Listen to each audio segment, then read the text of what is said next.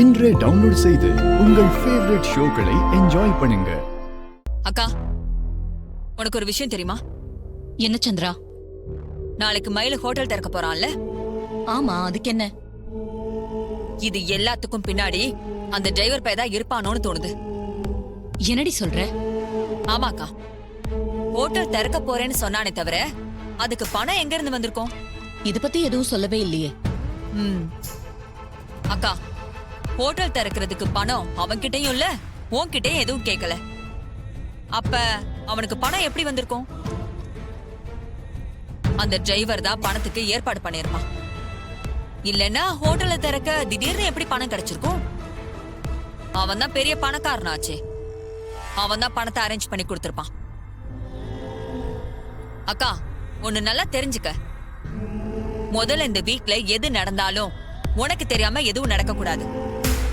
இப்ப உன்னை மீறி சில விஷயங்கள்லாம் நடந்துட்டு இருக்கு. அதுக்கு இந்த ஹோட்டல் திறக்கிறதே ஒரு பெரிய உதாரணம்.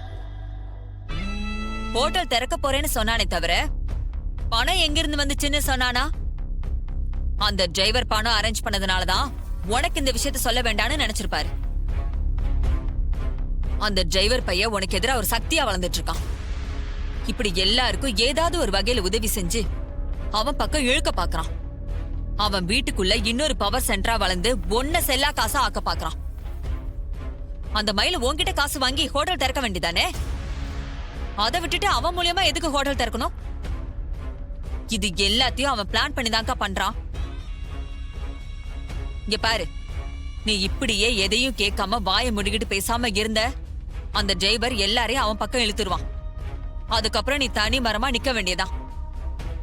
இங்க பாருக்கா, இப்பவே சுதாரிச்சுக்க, அதுக்கப்புறம் உனக்குதான் நஷ்டம்.